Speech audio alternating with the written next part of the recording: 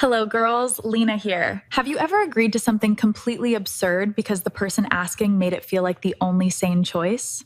Today's story starts with a fake engagement, a reality show that took everyone by surprise, and two best friends who had absolutely no idea what they were really getting into. Let's go! I was 29 when my life became a headline I didn't ask for. When a single envelope stamped final notice made me realize I'd been surviving on optimism the way some people survive on sugar. Quick, false, and destined to crash. The studio I'd built from nothing was gone. The credit cards were maxed. My inbox was a cemetery of following up emails I couldn't answer without shaking. And the worst part wasn't the money. It was the quiet shame of feeling like I'd disappointed the version of myself who used to believe talent automatically turned into security.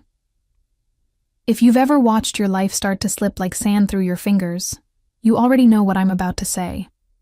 You don't make dramatic choices because you're brave. You make them because you're cornered. Before we jump in, if you like intense, cinematic love stories with real emotions and messy choices, subscribe to the channel. And tell me in the comments, did you see this coming? Or did the ending catch you off guard? I read them. I really do. It makes this feel less like I'm confessing into a void and more like we're sitting together, sharing the same late-night truth. My name is Rowan Hart, and I've always been the friend who jokes first so nobody notices I'm bleeding. I can talk my way out of awkward silences, charm my way through unfamiliar rooms, and pretend I'm fine with the kind of skill that used to impress people at parties. But underneath that, I'm the girl who double-checks the lock 3 times and keeps a mental list of every time I've ever failed. I'd been a wedding photographer. Ironic, right? Capturing other people's certainty while my own life unraveled in invisible threads. Cassidy Lane was the opposite of unraveling. She didn't fray. She didn't spiral. She was the kind of person who made lists and then actually followed them, who could walk into a crisis and somehow lower the temperature in the room. We met in college when she corrected a professor mid-lecture with a calm, surgical precision that made me laugh out loud. After class, I told her she was terrifying. She told me my laugh was reckless. We've been inseparable ever since. Best friends in the way people mean when they say, "I don't know who I'd be without you." When Cassidy asked me to come over that Tuesday night, I expected one of her usual emergencies. A broken faucet, a stalled car, a moral dilemma about whether to ghost a terrible date. Instead, I found her at her kitchen table with her laptop open, a yellow legal pad filled with neat handwriting, and a look on her face that made my stomach drop. She slid a mug of coffee toward me like this was a business meeting and not 2 women who had shared hangovers and heartbreaks and 1,000 ordinary mornings. "I need you to listen," she said, and her voice had that careful steadiness she used when she was afraid of falling apart. I made a joke, something about her sounding like a hostage negotiator, but it bounced off the air and died. Cassidy took a breath and turned her laptop toward me. On the screen was a glossy promo image. A luxury villa, ocean in the background, couples smiling too brightly. Big letters across the top read, "Heart Match, the Couples Challenge." Beneath it, "Win 1-0000." I stared, waiting for the punchline. Then I saw the eligibility requirement in bold, "Engaged couples only." Cassidy's gaze didn't flinch. "We could do it," she said. I blinked. Once. Twice. "We could do what?" "Go on the show." Her fingers tightened around her mug. "As a couple." I laughed, because my brain refused to accept it as real. "Cass, you're not even good at lying about liking someone's casserole." "I'm good at lying when it matters," she said quietly. There was a silence that didn't feel like silence. It felt like a door closing somewhere far away. I looked at her, really looked, at the slight tremor in her hand, at the way she held herself too straight, like she didn't trust her body not to betray what she was feeling. "Why?" I asked, and all my humor drained out of the question. Cassidy's eyes flicked toward the stack of mail on her counter. I recognized the paper that had been haunting my own apartment. Official, unforgiving, final. My mom's medical bills, she said.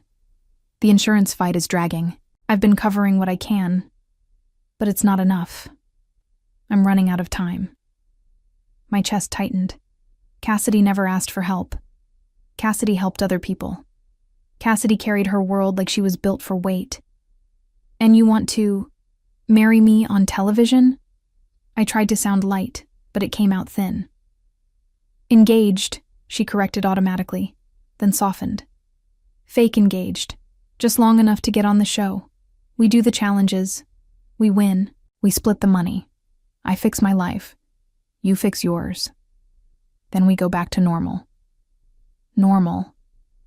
The word landed like something fragile, because the truth was, nothing about my life was normal anymore, and Cassidy was offering me a rope out of the dark, even if it was tied to something absurd.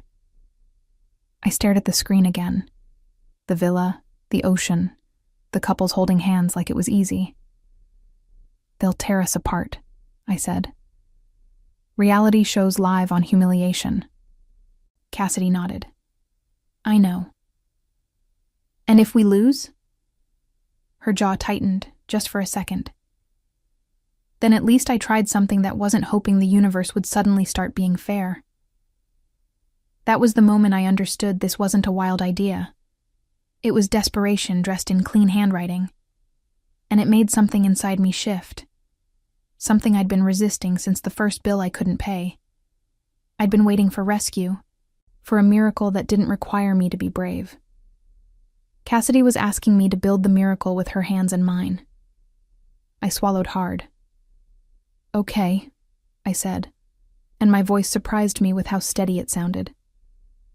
If we do this, we do it right. We don't go in as best friends pretending. We go in as a couple who knows each other. We practice, we build a story. We learn how to touch without flinching. Cassidy's eyes widened, not in fear, not exactly, but in the sudden awareness of what that would mean. The emotional cost, the physical closeness, the fact that we'd be watched. You're sure? She asked. I should have said no. I should have protected the easy version of our friendship, the one that didn't require me to wonder what her hand would feel like in mine for longer than a second. But I was tired of being careful, tired of losing quietly. I'm sure, I said. Tell me what the application needs. Cassidy exhaled like she'd been holding her breath for days. She slid the laptop back toward herself and opened the casting form. The first question blinked on the screen like a dare. How did you two meet? Cassidy looked at me, waiting. My pulse beat hard in my throat. I leaned closer, shoulder almost brushing hers, and for the first time that night, I caught a trace of her perfume. Clean, subtle, familiar in a way that suddenly felt unfamiliar. Start with the truth, I said. Just not the whole truth. And as the cursor blinked, I realized I was stepping into a story that would demand more from me than money or courage. It would demand honesty in places I'd never looked too closely. And whether we won the million or not, I had a feeling we'd already crossed the line where pretending stays harmless. 3 weeks later, Cassidy and I stood in the driveway outside my apartment with 2 suitcases and the quiet understanding that neither of us was entirely ready for what we'd started. The casting process had moved faster than either of us expected. 1 interview turned into 3. 3 turned into a psychological evaluation, background checks, and a camera test where a producer asked us how we met while a ring light burned into my retinas.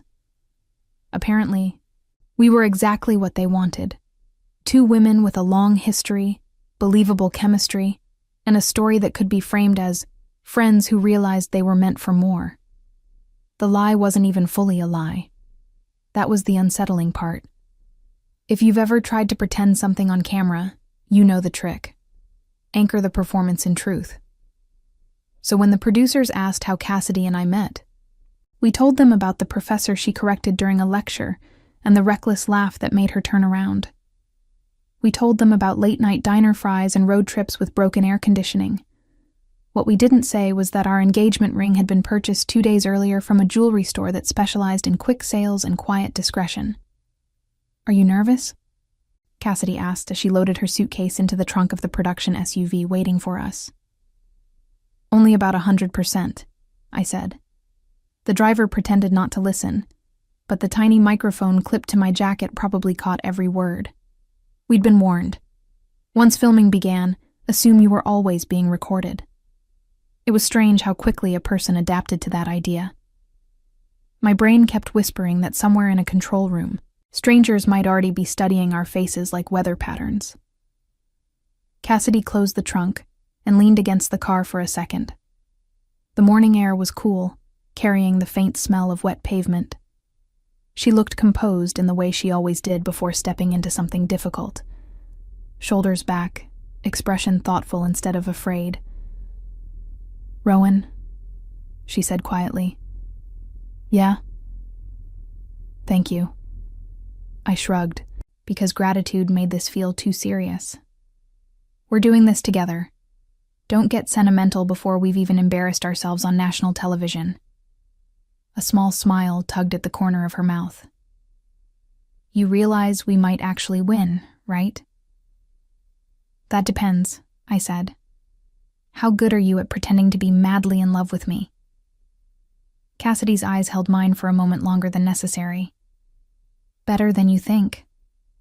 The ride to the airport passed in a blur of producer phone calls and paperwork. They'd decided not to reveal the filming location until the contestants were already traveling. Something about maintaining suspense. Cassidy spent most of the drive reviewing the show rules on her tablet. I tried to memorize small details about her instead. The way she tucked loose hair behind her ear when she was concentrating. The quiet rhythm of her breathing when she leaned back in the seat. If we were going to fool an audience of millions, we needed to look natural. The private plane was waiting on a quiet runway outside the city.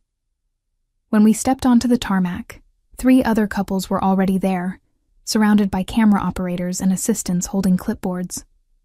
The atmosphere felt half glamorous, half clinical, like walking onto the set of a romantic movie where everyone knew the script except us.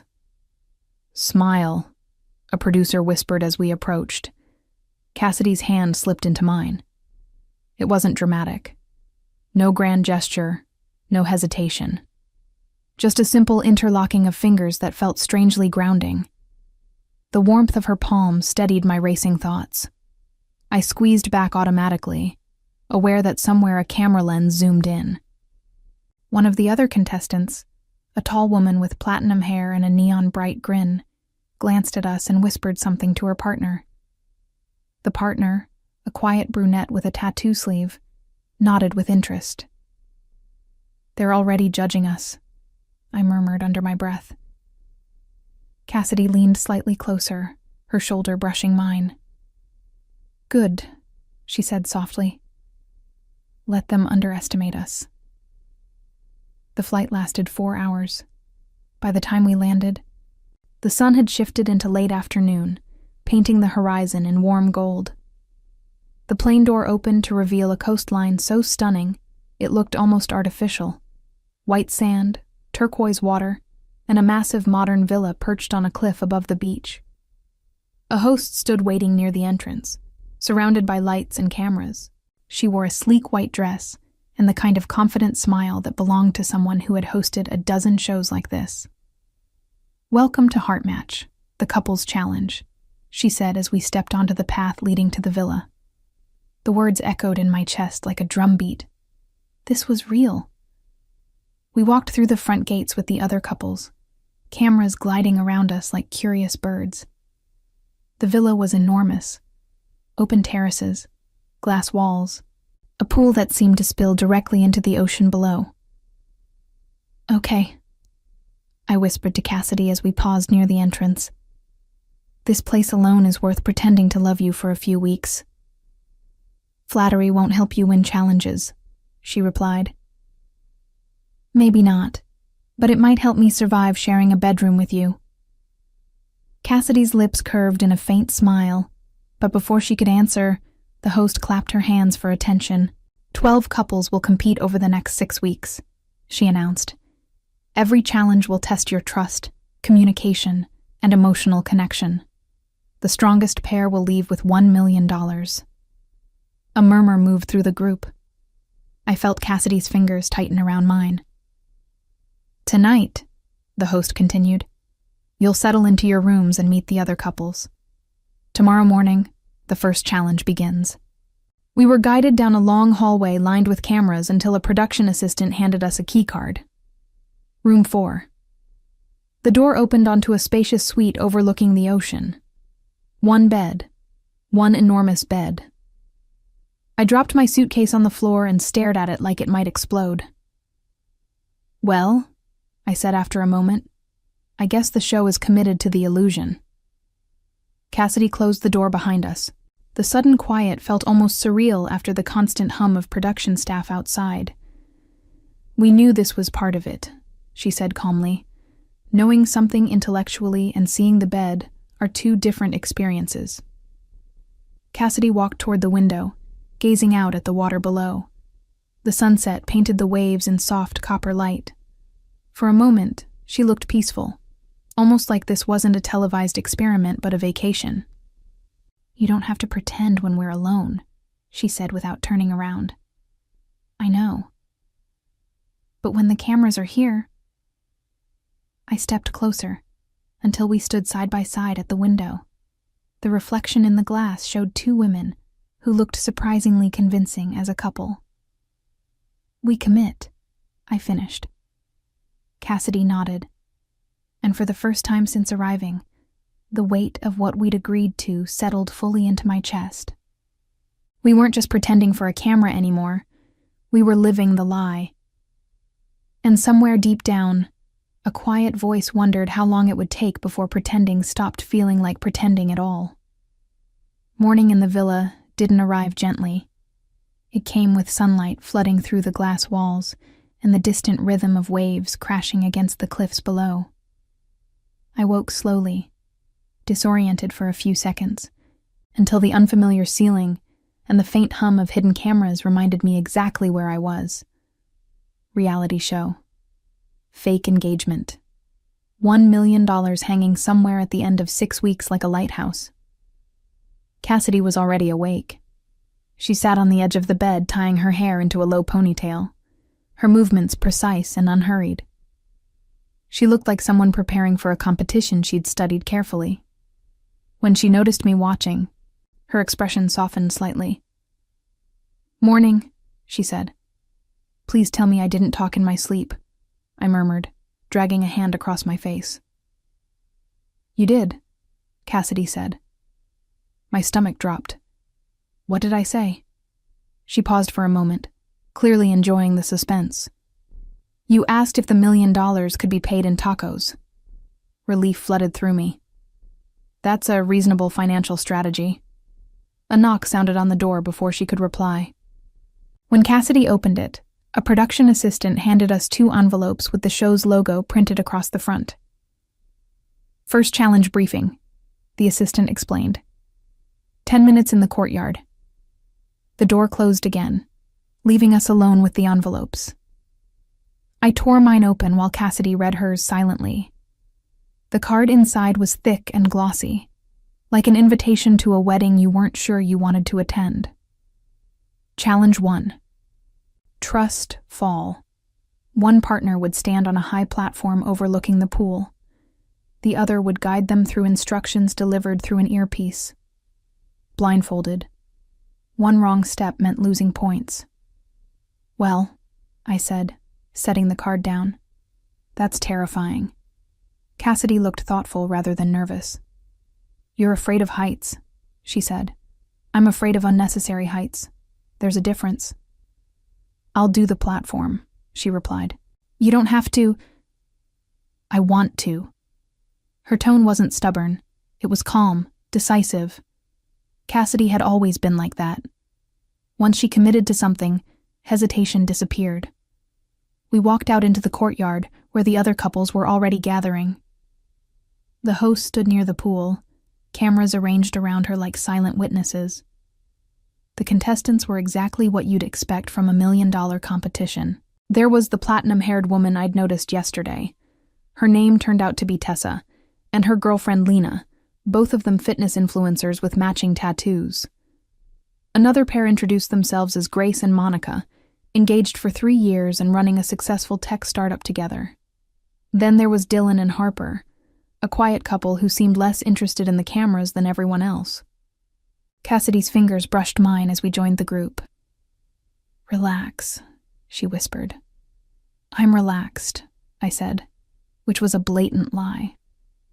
The host raised her voice to address everyone. "Today's challenge will test your trust in each other," she explained. "One partner will be blindfolded on the platform above the pool. The other will guide them through a series of movements using only their voice." The camera swung toward us briefly, catching Cassidy and me standing close together. I could almost imagine viewers at home already forming opinions. The first couple stepped forward. Tessa volunteered for the platform while Lena guided her. Even blindfolded, Tessa moved confidently, like someone who had spent years training her body to obey commands without hesitation. When she completed the course perfectly, the courtyard erupted with applause. "Show-offs," I muttered. Cassidy nudged my shoulder gently. Soon, it was our turn. Cassidy climbed the narrow staircase leading to the platform, while a crew member tied a black blindfold around her eyes. Watching her stand there above the water made my chest tighten unexpectedly. She looked smaller somehow, more vulnerable. "You ready?" the host asked. Cassidy nodded. A headset was placed over my ears so my voice could be transmitted clearly to her earpiece. The platform was higher than I expected, at least 20 feet above the pool. "Okay," I said into the microphone, trying to keep my voice steady. "Take 1 step forward." Cassidy moved without hesitation. Another step. The wind lifted a strand of her hair, and for a moment the scene felt strangely quiet despite the cameras and crew surrounding us. "Now turn slightly to your left," I said. She adjusted her position with perfect precision. Trust had always been easy between us. Years of friendship had built an instinctive understanding, how to read each other's tone, how to interpret small pauses in conversation. But this was different. This was Cassidy placing her safety entirely in my hands, while an audience watched. 2 steps forward," I said. She obeyed again. A murmur rippled through the spectators. The final movement required her to step backward toward the edge before jumping into the pool below. I swallowed. "Cass," I said quietly, forgetting the cameras for a second. "Yes?" 3 steps back. She stepped once, twice. The third step brought her heels dangerously close to the edge. My pulse hammered in my ears. "Now jump," I said. Without hesitation, Cassidy leaned back and disappeared from the platform. A splash echoed across the courtyard. The crowd burst into applause as she surfaced, laughing, pushing the blindfold up onto her forehead. When she climbed out of the pool moments later, dripping and breathless, her eyes locked onto mine immediately. "You sounded scared," she said. I wasn't scared. She tilted her head slightly. "You always talk faster when you're nervous." "Maybe I just didn't want you to fall." Her smile softened. "Well," she said, "I didn't." The host announced our score moments later. Perfect. The other contestants clapped politely, though I caught a flicker of surprise in Tessa's expression. Apparently the fake couple had just taken the lead. Later that afternoon, after the cameras dispersed for a short break, Cassidy and I found ourselves alone on one of the villa's quiet terraces overlooking the ocean. The breeze smelled like salt and sunlight. "You jumped without even pausing," I said. "You told me to." "That's a lot of trust for someone pretending to be your fiancé." Cassidy rested her arms on the railing, watching the waves below. "Rowan," she said after a moment, "you're not just someone pretending." Her words lingered in the air between us. I didn't know how to answer that. Instead, I focused on the horizon where the sky met the water in a line so perfect it looked painted. Somewhere behind us, the cameras were preparing for the next segment. The competition had only just begun. But something about the way Cassidy had stepped backward off that platform, completely certain I would guide her safely, stayed with me long after the applause faded. Because trust like that didn't come from pretending. It came from years of knowing someone deeply. And suddenly the $1 million prize didn't feel like the most dangerous thing waiting for us in this villa. The strange thing about living inside a reality show is how quickly normal rules dissolve. Cameras become furniture. Microphones feel like jewelry. Conversations happen under bright lights with strangers standing 10 feet away pretending they aren't listening. By the second day, the villa already felt like its own tiny country, governed by rules none of us fully understood yet. Cassidy adapted faster than I did. That didn't surprise me.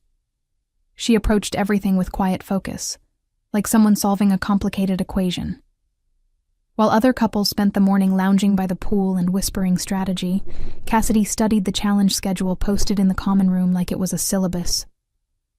"You realize this is supposed to be romantic television, right?" I teased, leaning against the counter beside her.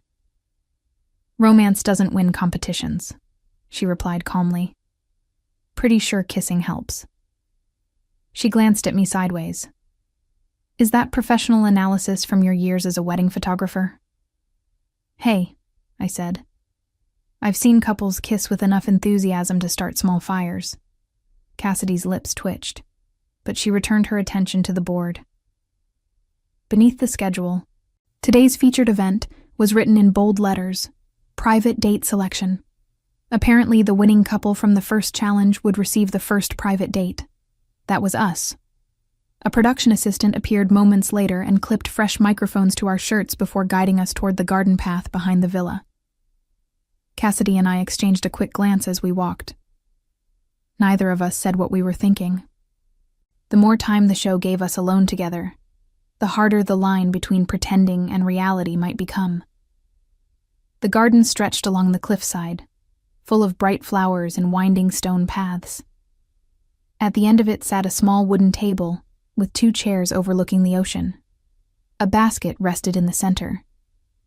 "A picnic?" I said, raising an eyebrow. A cameraman gestured for us to sit. Cassidy pulled out my chair before taking her own. The gesture felt oddly formal, like we were rehearsing a version of ourselves neither of us had practiced yet. Inside the basket were fresh fruit, pastries, and a bottle of champagne. "Of course," I murmured. "Alcohol. That always improves decision-making." Cassidy poured 2 glasses anyway. The cameras stayed at a respectful distance while we ate. At first the conversation was easy. Safe topics about the other couples, guesses about upcoming challenges. But eventually, the quiet stretched long enough that the ocean filled the space between us. "Are you okay?" Cassidy asked. "With what?" "This." She gestured lightly toward the villa behind us. "The show." I shrugged. "I've definitely made worse financial decisions." "That's not what I meant." I knew that. The truth was, something about the villa made emotions louder. Maybe it was the constant awareness of being watched. Or maybe it was the fact that Cassidy and I were suddenly forced to behave like something we'd never been before. A couple. "I think," I said slowly, "that pretending might be harder than we thought." Cassidy studied my face carefully. "Because of the cameras? Because of you." The words slipped out before I could soften them. For a moment, the breeze carried only the sound of waves hitting the rocks below. Cassidy set her glass down. "Rowan," she said quietly, "if this starts to feel uncomfortable, we can adjust. The competition isn't worth damaging our friendship." There it was again, that steady loyalty that had always anchored me. I leaned back in my chair and laughed softly. "You're unbelievable, you know that?" Her brow furrowed slightly. Most people would be worried about the $1 million, I continued. You're worried about whether I feel awkward sharing a fake romance with you. Cassidy didn't answer right away. Then she said, You matter more than the money. Something about the simplicity of that sentence made my chest tighten. Before I could respond, a producer stepped closer. For the final segment of the date, she said, we'd like you two to stand near the railing. Cassidy and I rose from the table and walked to the edge of the terrace overlooking the water.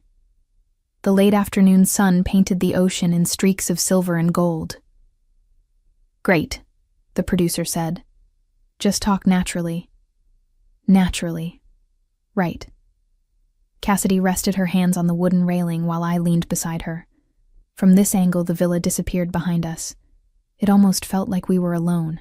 You remember that road trip to Oregon? I asked suddenly. The one where your car broke down outside Eugene. Hey, I said defensively. That engine had character. Cassidy smiled faintly. We slept in the car that night. And you stole all the blankets. You kicked me in your sleep. Self-defense. We laughed quietly. The cameras kept rolling. Cassidy turned toward me slightly, her expression thoughtful. You know, she said, when we first met, I never expected you to become the most important person in my life. My breath caught. Wow, I said. You really know how to raise the emotional stakes during a picnic. I'm serious. I knew she was. And suddenly the air between us felt heavier. Cass, I said softly. Yes? If this show messes with our heads, we promise to talk about it, okay? Her gaze didn't waver. Always. The producer gave us a subtle signal. This was the moment they wanted. The romantic shot. I could feel the cameras zooming in. Cassidy seemed to realize it at the same time I did. We probably look suspiciously platonic right now, I murmured. Probably. So, I hesitated. Cassidy's eyes flicked briefly to my mouth before returning to my gaze. The movement was tiny, but it changed the entire atmosphere. You don't have to, she said. The strange thing was, I wasn't thinking about the cameras anymore. I was thinking about the way Cassidy had trusted me on that platform yesterday. The way she'd sat across from me at the picnic table worrying about my feelings instead of the prize money. And suddenly the idea of kissing her didn't feel like acting. It felt like curiosity. Slowly, I stepped closer. Cassidy didn't move away. Her breathing settled into something quieter. Neither of us moved away. Rowan, she said quietly. Yeah? Remember, she said, this is still a game. Maybe it was. But when I leaned in and our foreheads touched first, just for a moment, it felt like the kind of honesty that didn't need words. The kiss was soft, careful, just long enough that the cameras would believe us. But when we pulled apart, something in Cassidy's expression had changed. Not shock, not regret. Something quieter, and for the first time since we arrived at the villa, the line between pretending and truth felt dangerously thin. If the producers wanted tension, they didn't have to wait long. By the time Cassidy and I returned from the garden date, the villa had shifted into a quieter, sharper energy. Conversations paused when we walked into the main living room. A few of the other contestants looked up from the couches with expressions that were polite, but calculating. Reality shows were strange ecosystems. Every smile had an angle. Every conversation had an audience. Tessa was the first to break the silence. Well, look who had the romantic picnic, she said, leaning back against the arm of the sofa like a queen evaluating new subjects. Her girlfriend Lena stood beside her, arms crossed casually, watching us with a kind of amused curiosity. It was nice, I said lightly, setting my glass of water down on the counter. Nice, Tessa repeated, as if testing the word for flaws. You two must be pretty solid to win the first challenge. Cassidy stepped slightly closer to me, her shoulder brushing mine in a way that felt subtle but deliberate. "We trust each other," she said simply. Tessa smiled, not warmly. "Trust is great," she replied. "But connection matters more." The air in the room tightened almost imperceptibly. Before the conversation could slide into something sharper, the host entered the villa with a small crew trailing behind her. "Couples," she called cheerfully. "Time for tonight's announcement." Everyone gathered around the center of the room. "Tomorrow's challenge," the host continued, "will test emotional intimacy." A few contestants groaned dramatically. "What does that mean exactly?" Monica asked. The host held up a stack of cards. "Each couple will answer personal questions about their relationship. The goal is to see how well you truly know each other." A murmur passed through the group. Cassidy's hand found mine again. For most couples here, that challenge would be easy. They had real histories, engagements, shared apartments, families who knew them as partners. Cassidy and I had something different. We had 10 years of friendship, but the show didn't know that. After the host finished explaining the rules, everyone dispersed to prepare for dinner. The atmosphere had shifted slightly. Conversations felt more guarded now, like everyone was silently rehearsing their stories. Cassidy and I slipped outside onto one of the quieter terraces where the ocean breeze softened the tension. "That challenge might actually help us," I said. Cassidy raised an eyebrow. "Think about it," I continued. "We know everything about each other. Favorite movies, worst habits, embarrassing childhood stories. Couples who've only been together a year won't have that." Cassidy considered this. "You're not wrong." "But," I added, leaning against the railing, "we do have one problem." "What's that?" "If they ask about our proposal story," Cassidy exhaled slowly. "Right. We hadn't invented that part yet." The silence stretched for a moment before Cassidy spoke again. "Tell me something," she said. "Okay. When we were filling out the application, why did you say yes so quickly?" The question caught me off guard. "You already know the answer," I said. "The money. That's part of it." Cassidy waited. The ocean rolled quietly below us. "I said yes," I admitted finally, "because if anyone was going to fake an engagement with me, I wanted it to be you." Cassidy looked down at the railing, tracing a small line along the wood with her fingertip. "That's not exactly reassuring," she said softly. I laughed. Wow, tough crowd. But she didn't laugh with me. Instead, she turned slightly, leaning against the railing so she was facing me fully. "Rowan," she said, "about the kiss earlier." Ah, there it was. "What about it?" I asked carefully. Her gaze searched my face, not accusing, just thoughtful. "Did that feel strange to you?" Honesty had always been the easiest thing between us. "Yeah," I said. Cassidy's expression tightened slightly. "Because it felt natural," I finished. She blinked. For a moment, neither of us spoke. The sound of waves filled the space between our words. "I wasn't expecting that," Cassidy admitted quietly. Neither was I. A laugh drifted from inside the villa where the other contestants had gathered for dinner. The world kept moving, but here on the terrace, something delicate had shifted. "Maybe it's just the environment," I said after a moment. "This whole place is designed to mess with people's emotions." Cassidy nodded slowly. "Probably." But her voice didn't sound entirely convinced. Footsteps approached behind us. We turned to see Lena stepping onto the terrace with 2 glasses of wine. "Thought you two might want these," she said, handing one to Cassidy. "Thanks," Cassidy replied.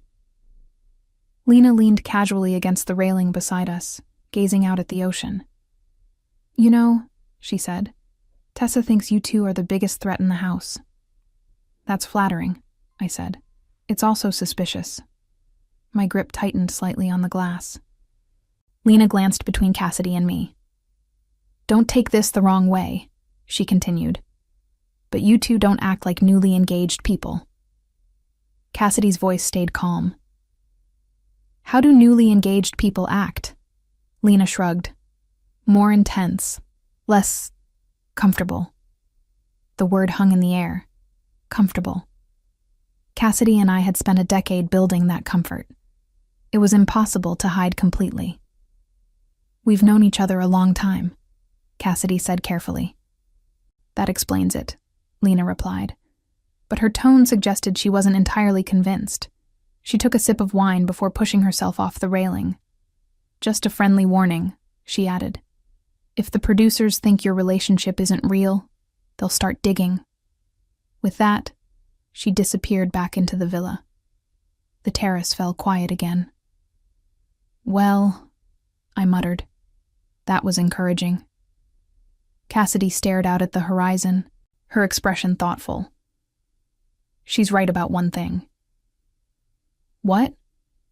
"We need to look more like a couple." I raised an eyebrow. "And how exactly do we do that?" Cassidy turned toward me slowly. For a second, the ocean breeze lifted a strand of her hair across her cheek. Then she stepped closer. Close enough that the space between us felt like a held breath. "We practice," she said softly. The words sounded simple, but something about the way she said them made my pulse quicken. Because suddenly I realized this competition wasn't just about convincing the other contestants. It was about convincing the cameras. And maybe, whether we meant to or not, convincing ourselves. The next morning, the villa felt quieter than usual, the kind of quiet that comes before something breaks open. Producers moved through the house adjusting cameras and checking microphones, while the contestants gathered around the long wooden table in the courtyard. Today was the relationship challenge. Cassidy sat beside me, calm as ever, sipping coffee like this was a normal Tuesday morning instead of a televised interrogation of our fake engagement. I envied that composure. "You ready?" I murmured. She set her cup down and looked at me. "Rowan," she said gently, "we've known each other for 10 years. "Right. We'll be fine." The host stepped forward with a stack of cards. "Today's challenge is called Know Your Partner," she announced. "Each couple will sit together and answer questions about their relationship. Your answers must match." A ripple of anticipation moved through the group. For every correct answer, you earn points. If your answers don't match, she smiled slightly, and the audience gets to see how well you really know each other. The cameras zoomed closer. Couple after couple took their seats. Grace and Monica performed well, answering questions about favorite vacations and the story of their proposal with polished ease. Tessa and Lena leaned heavily into flirtation, touching constantly, whispering answers that made the other contestants laugh. Then the host looked toward us. "Rowan and Cassidy, you're up." I exhaled slowly and followed Cassidy to the center chairs. The first question appeared on a screen behind us. "Where did you first meet?" Cassidy answered instantly. "University lecture hall." I nodded. "Political science class." The host smiled. "Correct." Second question, "Who said I love you first?" Cassidy glanced at me briefly. "Rowan," she said. I grinned. "Yeah, I'm emotionally reckless." Another correct answer. The tension in the courtyard eased slightly. Third question, "What habit of yours annoys your partner the most?" Cassidy didn't hesitate. "You leave coffee cups everywhere." I pointed at her triumphantly. "See? She notices everything." The host laughed softly. "So far, perfect." Across the courtyard, I noticed Tessa watching us closely. The next card appeared. "Describe the moment you realized you wanted to marry your partner." There it was. The question Cassidy and I had only partially prepared for. Cassidy answered first. "During a road trip 2 years ago," she said smoothly. "We got stranded outside Eugene when Rowan's car broke down. I nodded, picking up the thread. We spent the night in the car because every motel was full, I said. Cassidy stayed up telling terrible jokes so I wouldn't stress about the engine. The memory was real. We just changed the ending. That's when I realized I wanted to keep waking up next to her, I finished. The host studied us for a moment. Answers match. A few contestants clapped politely, but when I glanced toward Lena, she still looked unconvinced. The challenge continued. Favorite food. First vacation. Who apologizes first after an argument? Every answer lined up perfectly. Years of friendship had built a foundation stronger than most of the real couples here. Finally, the host placed the last card on the table. Which physical feature of your partner do you love the most? Cassidy answered immediately. Her eyes. My heart stuttered slightly. Her hands, I said. The host smiled. Perfect score. Applause rippled through the courtyard. As Cassidy and I stood to leave the chairs, Tessa suddenly raised her hand. Question, she said. The host turned. Yes? Tessa tilted her head slightly. They're very good at answering questions, she said slowly. But they still don't act like newly engaged people. The air shifted. Cassidy's posture stayed calm beside me. What do you mean? The host asked. Tessa shrugged. They act more like best friends. Murmurs spread among the contestants. Cassidy didn't react immediately. Then she turned toward me. Her hand slid gently along my arm, fingers settling naturally around my wrist. The movement was subtle, but deliberate. She pulled me slightly closer. Rowan and I have known each other a long time, Cassidy said evenly. That doesn't make our relationship less real. The host nodded thoughtfully, but the cameras lingered on us longer than before. The producers smelled tension, which meant they loved it. Later that afternoon, filming paused for a break. Most of the contestants retreated to the pool area, but Cassidy and I ended up alone in the living room. The villa felt strangely peaceful without the noise of competition. I dropped onto one of the couches and leaned my head back. Well, I said, that was fun. Cassidy sat beside me. You handled it well. I thought Tessa was going to start a courtroom cross-examination. She might later. I groaned. Cassidy studied me quietly. Are you okay? She asked. With what? With people questioning us. I shrugged. I've been judged by worse audiences than a reality show. Cassidy nodded slowly, but she didn't look convinced. Instead, she leaned back against the couch, close enough that our shoulders touched. For a few seconds, we both watched the sunlight move across the floor. Then she said something quietly. You said my hands earlier. What? In the challenge, she clarified. You said my hands were your favorite feature. Oh, I smiled faintly. They are. Cassidy turned her palm upward between us. Why? I hesitated. Then I reached out and traced my fingers lightly along hers. They're steady, I said. Cassidy's breath shifted almost imperceptibly. You trust them, she said. Yeah. She didn't pull away. Our hands remained loosely intertwined. No cameras, no competition. Just the quiet hum of the villa around us. After a moment, Cassidy spoke again. You know, she said softly, if we keep holding hands like this in front of the others, it might convince them. I laughed quietly. Research purposes. Exactly. But neither of us moved.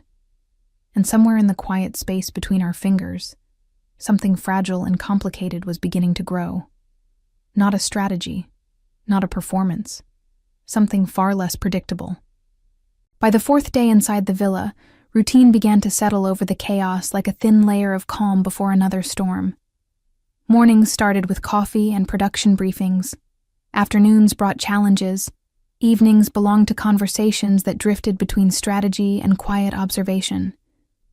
But the tension between Cassidy and me had started to change shape. It wasn't obvious, not something the cameras could easily capture, but I noticed small things.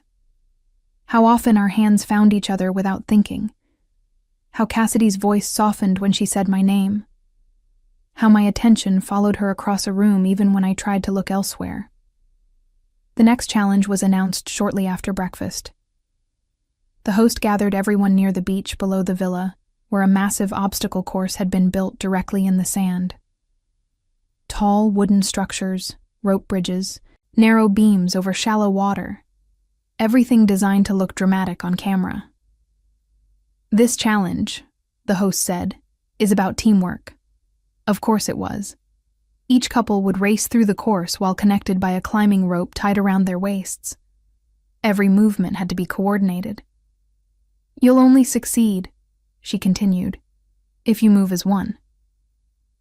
Cassidy and I exchanged a glance. That sounds romantic, I muttered. Cassidy smiled faintly. Or dangerous. The starting line buzzed with nervous energy as the couples clipped themselves into the harnesses. When the rope tightened between Cassidy and me, I became suddenly aware of how close we had to stand to keep our balance. Left foot first, she said quietly. Are you already giving instructions? I'm optimizing our odds. Of course you are. The whistle blew. The first obstacle was a narrow balance beam above a shallow pool. Tessa and Lena moved quickly ahead of everyone else, their athletic confidence obvious. Cassidy stepped onto the beam first, the rope pulling gently at my waist. Follow my pace, she said. I placed my foot behind hers carefully. Step, step. The rope forced us into rhythm. At the halfway point, I lost my balance slightly, my shoulder bumping into hers. Cassidy's hand shot out instantly, steadying me. Got you, she murmured. The words were soft enough that the cameras probably missed them, but I felt them anyway. We crossed the beam without falling and continued through the rest of the course. Rope walls, crawling tunnels, and a final sprint through knee-deep water. By the time we reached the finish line, both of us were breathless and laughing. Second place, the host announced. Not bad. Tessa and Lena had finished first, but the gap was small enough that the rest of the contestants looked at us with a mixture of surprise and annoyance. As the crew reset equipment for the next filming segment, Cassidy and I wandered toward the edge of the water to cool down. You're competitive, I said, splashing a little seawater onto my arms. You say that like it's a problem. I say that like I'm glad you're on my team. Cassidy looked at me for a moment, her expression thoughtful. You're better at this than you think, she said. At obstacle courses? At trusting someone. Before I could respond, laughter erupted behind us. Tessa and Lena were walking back from the finish line, still buzzing with adrenaline. Lena wrapped an arm casually around Tessa's shoulders as they passed. Nice run, Lena said. Cassidy nodded politely, but Tessa's gaze lingered on me a little too long. You two move well together, she said. Thanks, I replied. She smiled. Then she turned to Cassidy. You ever worry, Tessa said slowly, that Rowan might realize she could do better? The question landed like a pebble dropped into still water. Cassidy didn't react immediately, but something in my chest tightened. Better? I asked lightly. Tessa shrugged. You know, more excitement. Cassidy stepped slightly closer to me. Rowan seems perfectly satisfied, she said calmly. Tessa's smile didn't fade. I'm sure she is. Then she and Lena walked away. I stared after them. Well, I said. That was subtle. Cassidy watched the waves for a moment. She's trying to get in our heads. Is it working? Cassidy turned toward me. No. But something about the tightness in her voice suggested she wasn't entirely immune. That evening, the villa hosted a casual pool party segment for the show. Music played from hidden speakers, while cameras floated around capturing conversations and flirtations. I sat on the edge of the pool with my feet in the water, watching reflections ripple across the surface. Cassidy joined me a minute later, 2 drinks in hand. "Peace offering," she said, handing me one. "For what crime?" "Existing in a high-stress environment." I accepted the glass. Across the pool, Tessa and Lena were talking animatedly with another couple. "Do they bother you?" Cassidy asked. "Tessa?" Cassidy nodded. I considered the question. "Maybe a little." "Why?" I shrugged. "She likes pushing people's buttons." Cassidy's gaze moved across the pool. "I don't like how she looks at you." That caught my attention. "What does that mean?" Cassidy didn't answer immediately. Instead, she set her glass down beside the pool and slipped into the water. "Cass, come here," she said. The water rippled around her as she floated a few feet away. Curiosity won. I slid into the pool beside her. The music from the patio sounded distant now, muted by the water and night air. Cassidy swam closer until we were only a few inches apart. "Earlier today," she said quietly. When Tessa made that comment, "You mean the 'you could do better' thing?" "Yes." I shrugged slightly. It was trash talk. Cassidy studied my face carefully. "You didn't seem entirely indifferent." I huffed out a laugh. "Are you jealous?" Cassidy's eyes didn't move. "I might be." That answer knocked the breath out of me.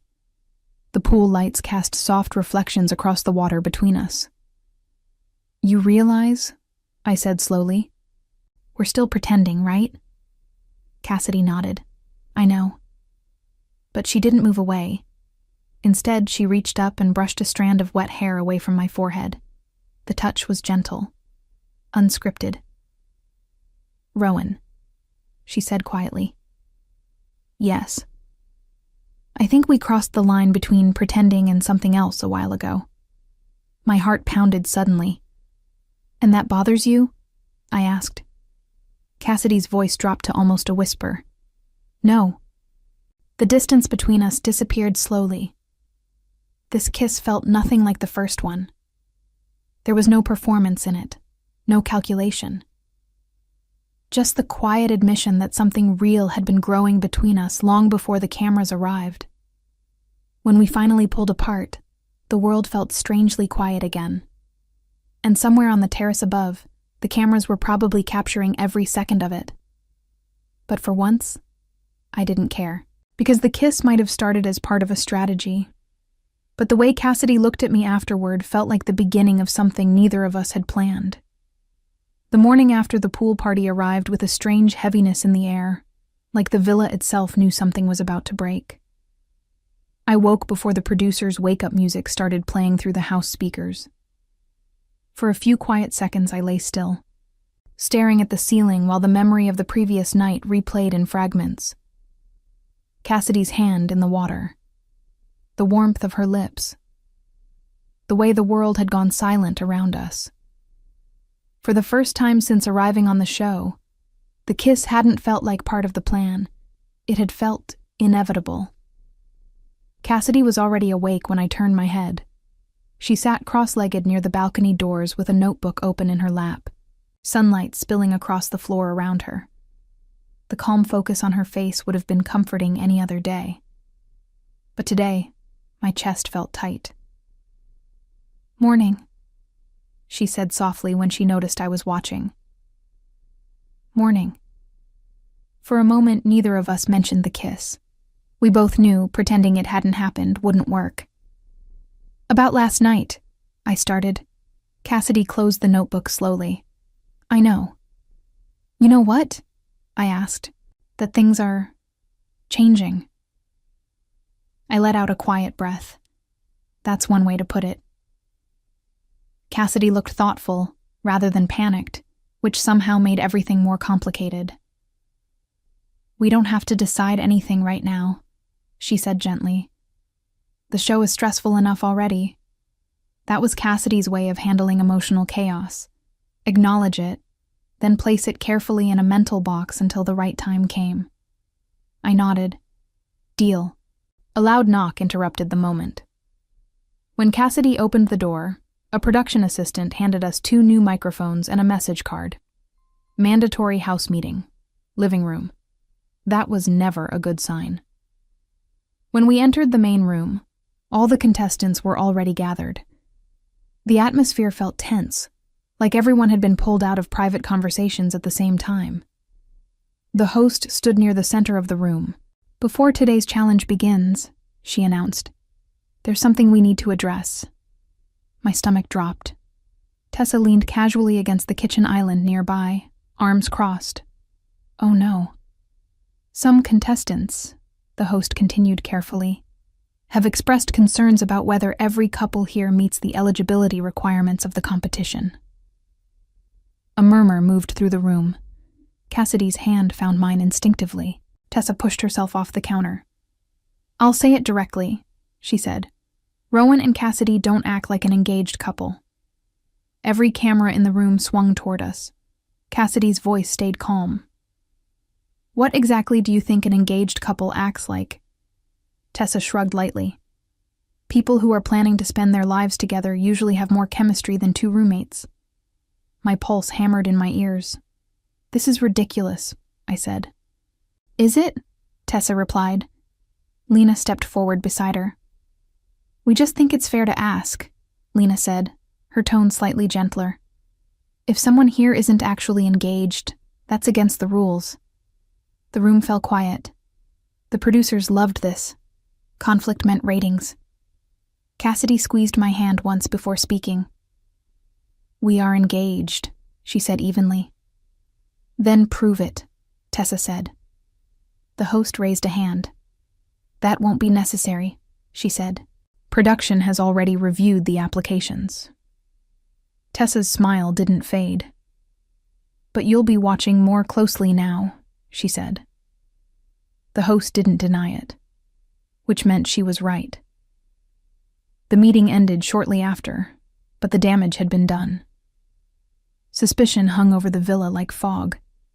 Cassidy and I escaped to the back terrace where the sound of the ocean muffled the noise from inside. "Well," I said, leaning against the railing. "That went great." Cassidy remained quiet for a moment. "They're trying to pressure us into slipping up. I noticed." I dragged a hand through my hair. "We should have expected this." Cassidy nodded slowly. "Probably." I glanced at her. "You're being very calm about the possibility of us getting kicked off the show." She turned toward me. "Rowan." "Yes?" "The money matters," she said. "But not enough to destroy you." That answer caught me off guard. "Destroy me?" "You hate being publicly humiliated," Cassidy said quietly. "And that's exactly what they're trying to do." The realization made my stomach twist. She wasn't wrong. Reality television thrived on embarrassment. Cassidy stepped closer. "If this gets worse, we walk away." The words stunned me. "Cass, this show could solve everything for you." "I know. And you'd still quit." Her gaze didn't waver. "Yes." My chest tightened in a way that had nothing to do with the competition anymore. For a moment, neither of us spoke. Then Cassidy reached out and gently brushed her thumb across the back of my hand. The gesture was simple. But this time, it didn't feel like strategy. "You know what the weirdest part of all this is?" I said quietly. "What?" Tessa might be right. Cassidy frowned slightly. "In what way?" "We didn't come here as a real couple," I said. "But somewhere between the challenges and the pretending." My voice trailed off. Cassidy finished the sentence for me. Something real started happening. The words hung between us. Neither of us tried to deny them. Behind us, the sound of cameras moving through the villa signaled the beginning of another filming segment. The competition wasn't slowing down. If anything, it was becoming more dangerous. Because now we weren't just protecting a lie. We were protecting something fragile that had grown out of that lie. And if the producers pushed hard enough, the truth might destroy us long before the final challenge ever began. By the 5th week, The villa had stopped feeling like a game. Reality shows start with excitement, beautiful locations, dramatic music, the illusion that everything happening is slightly exaggerated for entertainment. But once the days stack up and sleep becomes inconsistent, the emotional walls between people begin to crack. And when they crack, the truth slips through. The night after Tessa's accusation, Cassidy and I barely slept. Not because of the cameras, because of the conversation we'd had on the terrace. Something real had begun between us. Neither of us denied it anymore, but neither of us knew what to do with it either. When the morning announcement echoed through the house speakers, the tension returned immediately. "Couples," the host's voice called, "please gather in the courtyard." Cassidy and I walked outside together, the gravel crunching beneath our shoes. The remaining couples stood in a semicircle around the pool. Only 5 pairs were left now. The competition had slowly eliminated the others through challenges and votes. The final was approaching. "You've all made it further than most contestants ever do," the host said. "But today's challenge will determine which 3 couples move on to the finale." A ripple of nervous energy passed through the group. "This challenge," she continued, "is called Leap of Faith." A large screen behind her flickered on. The image revealed a platform built high above the ocean cliffs behind the villa. My stomach dropped immediately. "Each couple will climb the platform together," the host explained. "One partner will jump into the ocean below while the other holds the safety rope." Cassidy glanced at me. "You hate heights," she said quietly. "I'm starting to think the producers read my therapy notes." The host continued. "If the rope handler hesitates or loses grip, the couple loses points. Trust again. Always trust." The first couple stepped forward. Grace jumped while Monica held the rope steady. They completed the challenge smoothly, the crowd cheering when Grace splashed into the ocean below. Then it was Tessa and Lena's turn. Tessa volunteered to jump. She climbed the ladder confidently and stood at the edge of the platform like she'd been waiting her entire life for a dramatic moment. "Ready?" the host asked. "Always," Tessa replied. She jumped without hesitation. Lena controlled the rope perfectly. Applause followed. Then the host looked toward us. "Rowan and Cassidy." I exhaled slowly. Cassidy stepped closer. "I'll jump," she said. "Cass?" "You trust me, right?" That question hit deeper than she probably intended. "Of course I do." She squeezed my hand once before walking toward the ladder. Watching her climb made my chest tighten in a way I couldn't explain. Not fear of losing the challenge. Fear of losing her. When Cassidy reached the top, the wind tugged at her hair as she looked down toward the water far below. The rope rested firmly in my hands. "Rowan," the host called. "You're ready." I nodded, but my grip tightened instinctively. Cassidy glanced down at me. Even from that height, I could see the calm confidence in her expression. "Trust me," she called. I almost laughed. "Cass," I shouted back, "you're literally the one jumping." She smiled. Then she stepped off the platform. For half a second, the rope went slack. Then her weight pulled against my arms as gravity took hold. I leaned back instinctively, controlling the descent, just like the instructors had shown us earlier. The rope slid through the pulley smoothly. A second later, Cassidy hit the water safely with a splash that echoed against the cliffs. Cheers erupted around the platform. I barely heard them. My eyes stayed locked on the ocean below until Cassidy resurfaced. She waved toward me. Relief flooded my chest so fast it almost made me dizzy. A few minutes later, she climbed back up the stairs to the viewing area where the rest of the contestants stood. Her hair was soaked, her breathing uneven, but she looked exhilarated. "Nice catch," she said, nudging my shoulder lightly. "Nice jump."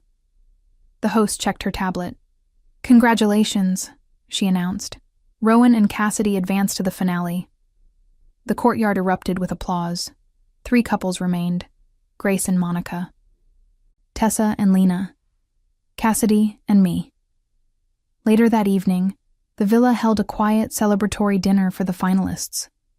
Cameras floated around the room, capturing every reaction, every small conversation. But Cassidy and I eventually slipped outside to the beach below the cliffs. The tide had come in, the waves rolling gently across the sand. "You did great today," Cassidy said as we walked along the shoreline. "You jumped off a cliff," I replied. That was the impressive part. She laughed softly. "Rowan, yeah? You didn't hesitate. With the rope?" She nodded.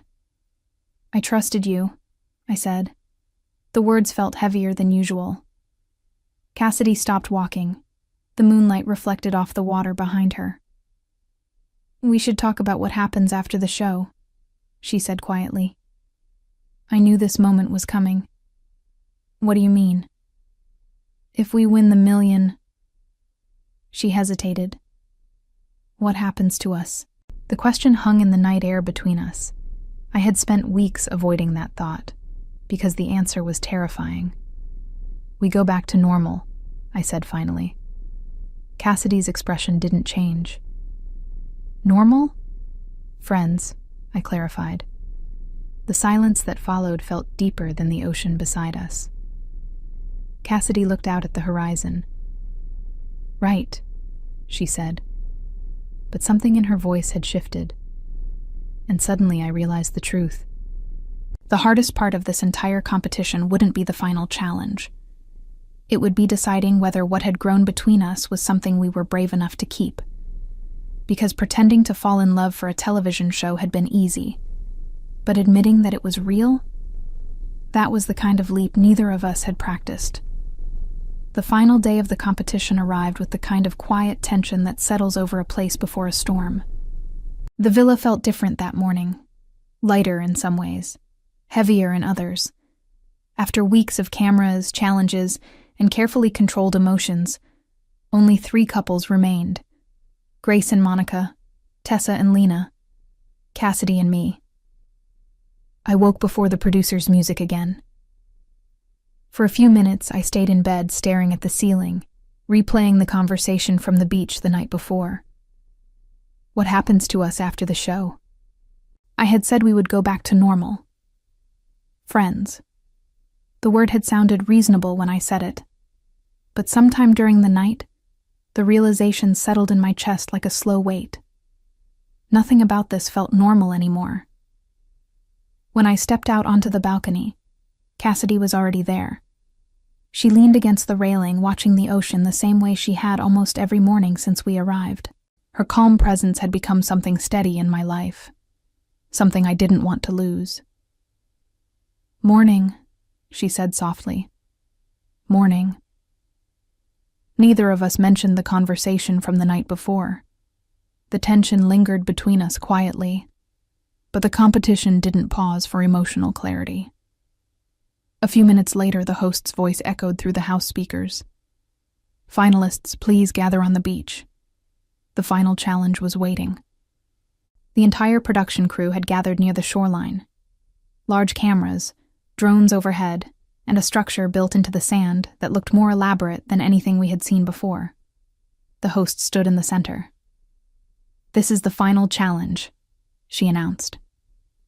The ocean wind tugged at the flags around the course. For the first time this season, couples will compete simultaneously. You'll complete a series of tasks designed to test trust, communication, and endurance. A massive obstacle course stretched across the beach.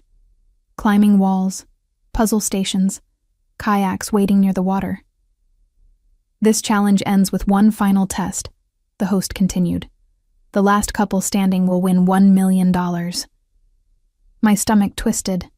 Cassidy glanced at me. "Ready?" she asked. "Ask me again after coffee." She smiled faintly. The horn sounded. All 3 couples launched forward at once. The first stage required climbing a cargo net wall while attached to the same rope harness we had used in earlier challenges. Cassidy moved ahead smoothly while I followed closely behind. Years of knowing each other made our coordination almost instinctive. Grace and Monica struggled behind us, but Tessa and Lena kept pace. The second stage involved solving a puzzle box that unlocked the kayaks waiting near the water. Cassidy and I crouched beside the table studying the pieces. "Rotate that one," Cassidy murmured. I shifted the tile. The lock clicked open. "Got it." We sprinted toward the shoreline and pushed the kayak into the surf. The cold water splashed against our legs as we climbed inside. "Left," Cassidy said. "Already doing it." The kayak cut through the waves faster than I expected. When we reached the buoy marking the turnaround point, I glanced back. Tessa and Lena were only a few seconds behind us. Of course they were. The final stretch required running back up the beach carrying a heavy crate together before reaching the final platform. Every muscle in my arm screamed as we lifted the crate. "Still worth $1 million?" I panted. Cassidy laughed breathlessly. "Ask me when we're done." Step by step we climbed the sand. The crowd of producers and eliminated contestants cheered from the sidelines. When we finally reached the final platform, only Tessa and Lena remained close behind. The host stepped forward. "For the final task," she said, "one partner must answer a question about the future of your relationship." Cassidy and I exchanged a glance. The host looked directly at us. "Rowan," she said, "you answer." "Of course." My heart hammered in my chest. The host held up the final card. "If you win the $1 million, what is the first thing you and Cassidy will do together after the show ends?" The question should have been easy. A vacation. A celebration. Something light. But the truth sat heavy in my chest, because the real answer was complicated. Cassidy watched me quietly, her expression calm but vulnerable in a way I had never seen before. The cameras zoomed closer. I could hear my own heartbeat. Then the words came out before I had time to overthink them. "I'm going to ask her on a real date." The beach went silent. Cassidy blinked. "What?" she said softly. I looked at her. "A real date," I repeated. "No cameras, no challenges, no pretending." The host smiled slowly. "And if she says yes?" I shrugged. "Then maybe we'll see where this actually goes." Cassidy stared at me for a long moment. Then she laughed quietly. "Rowan." "Yeah?" "You realize that answer just won us the challenge." I blinked. "What?" The host raised her hand. "The winning couple of this season is Rowan and Cassidy." The crowd erupted. For a few seconds, the noise around us blurred into something distant. Cassidy stepped closer. "You idiot," she said, smiling. "Why?" "You could have said we'd buy a house or something." I shrugged. That didn't feel honest. Her expression softened. "So you meant it?" "Yes." The ocean wind moved gently across the beach. Cassidy reached for my hand. "Then my answer is yes," she said. And for the first time since the show began, nothing about that moment felt like part of a script. 6 months after the finale aired, strangers still occasionally stopped us on the street. Sometimes it happened at coffee shops, sometimes at the grocery store. Once, embarrassingly, while Cassidy and I were arguing over which brand of pasta to buy. "Are you the couple from that show?" We would smile politely. Cassidy was always better at that part than I was. She had a calm presence that people trusted immediately. But the truth is that the cameras had captured only a fraction of what actually happened to us. Reality television loves dramatic moments, confessions, accusations, cliff jumps. But the real transformation came afterward. It happened in quieter ways. Like the first morning, I woke up in Cassidy's apartment a week after filming ended. The curtains were open, the sunlight spilling across the floor, and for a few seconds I didn't remember where I was. Then, I saw her standing in the kitchen making coffee, hair messy, barefoot, wearing one of my oversized hoodies. And the realization hit me with ridiculous clarity. This wasn't a challenge. This wasn't pretending. This was just our life now. Cassidy turned when she noticed me watching. "Good morning," she said. "Morning." I leaned against the doorway. "You realize something weird?" I said. "That describes most things involving you." "Very funny." She handed me a mug. "What's weird?" "We pretended to be engaged for 6 weeks," I said, "and somehow dating you still feels terrifying." Cassidy laughed softly. "That's because now it's real." She wasn't wrong. Dating your best friend is a strange experience. You already know their favorite music, their worst habits, the story of every scar on their hands. But suddenly there are new questions too, like whether you should hold her hand when you're walking down the street, or how long to wait before kissing her in the middle of a conversation, or how to explain the way your chest tightens every time she smiles at you like you're the most interesting person in the room. Somewhere between those awkward moments, our relationship stopped feeling fragile. It started feeling inevitable. 3 months after the show aired, Cassidy and I took a trip up the California coast. No cameras, no microphones. Just the two of us driving with the windows down and terrible playlists competing for control of the car speakers. We stopped at a small cliff overlook near Big Sur. Cassidy leaned against the railing watching the ocean below. "You're thinking about the show again," she said without turning. "How do you know?" "You get that expression." "What expression?" "The one where you look like you're replaying something in your head." I joined her at the railing. "The cliff challenge," I admitted. Cassidy smiled slightly. "The jump." "Yeah." I looked out at the water far below. "You trusted me completely," I said. Cassidy turned toward me. "Of course I did." "Why?" Her answer came without hesitation.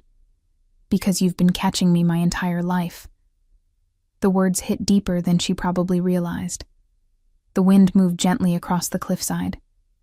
For a moment, neither of us spoke. Then Cassidy tilted her head slightly. "You know something?" she said.